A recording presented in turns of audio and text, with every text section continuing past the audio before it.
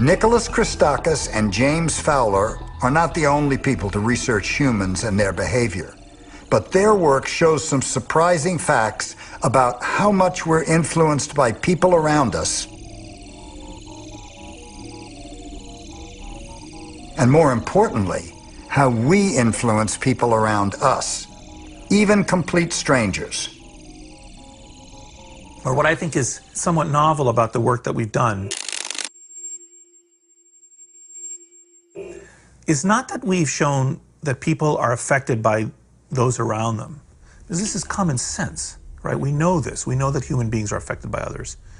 But what we've been able to show, I think, is that we're affected not just by people who are 1 degree removed from us, but also by people who are 2 and even 3 degrees removed from us.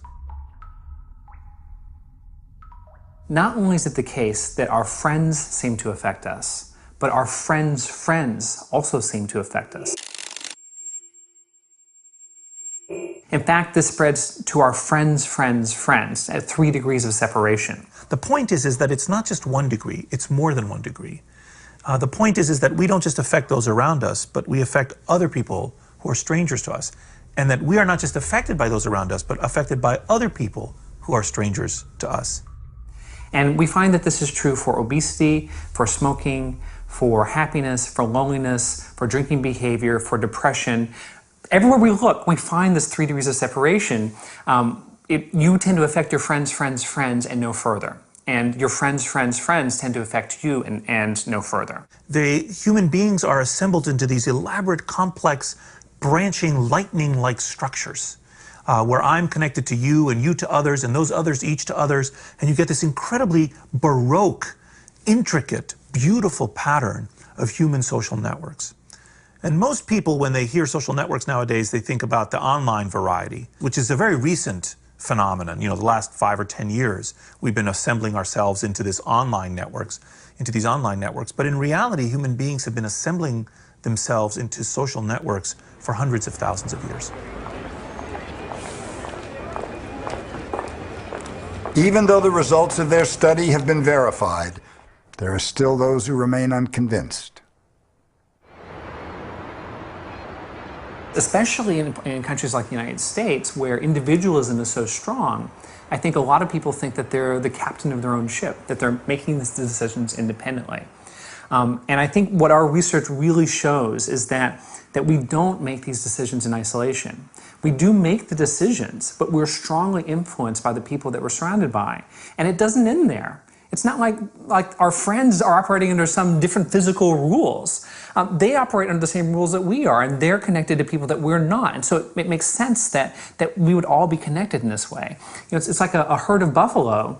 If you're in the middle of that herd of buffalo and the buffaloes on the edge start turning to the left, that's eventually going to reach its way to you, and you're going to be turning to the left with the rest of the herd as well. A lot of people looking at the work that James and I have been publishing over the last few years have said that in some sense our work delivers a whack to free will. That what our work shows is that people are not as incapable of independent decision-making as they thought. In fact, even things so deeply personal as your emotional state, or who you vote for, or what your body size is, would appear to be influenced to a significant extent by those around you, even people you don't know. And that in some sense, therefore, we're not capable of as much free will as we thought. And that we are not as free to make choices as we thought, that we are influenced by others. And that's true. But it's also true that our work actually supports the importance and lifts up free will.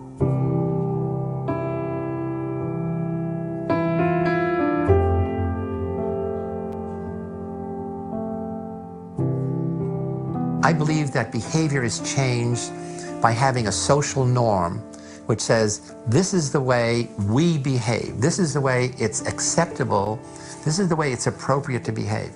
One of the fundamentally interesting things about human social networks is that networks tend to magnify whatever they are seeded with. So they will magnify germs, they will magnify fascism, they will magnify smoking, drug use. 20 years ago, if I was in a room with 10 people smoking and I was the guest of honor, I would have to leave the room when my eyes teared up.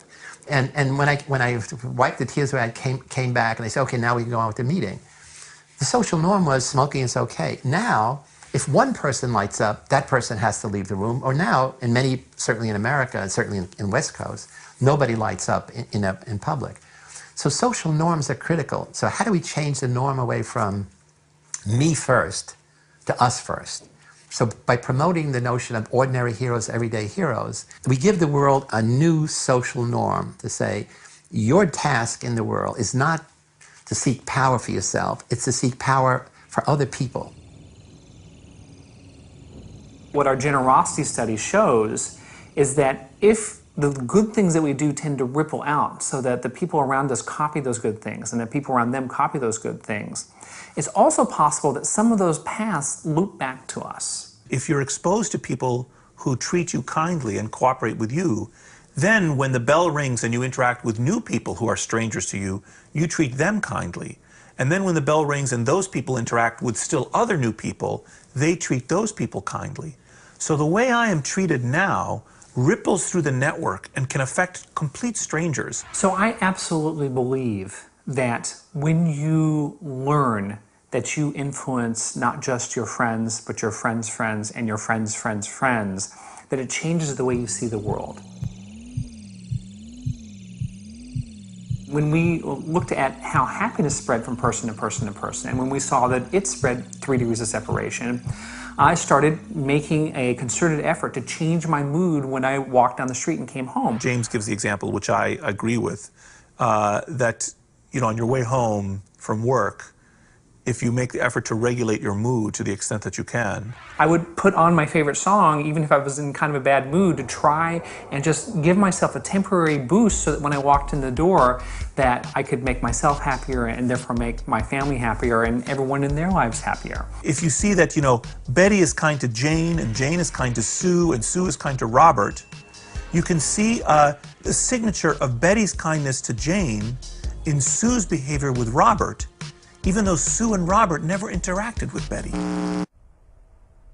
Well, this is all very nice, but, I mean, how do we know that doing something for others is worth the effort? Unless we're sure that it's going to pay off, we're probably not going to do it. I mean, we can cut our smoking, but does that mean that we can turn the world around? Do you think that being moral actually pays off? Yes. Yes. Absolutely. Absolutely. Definitely. Definitely. Definitely. Depending on the situation. It's as contagious as anything that would be bad, too.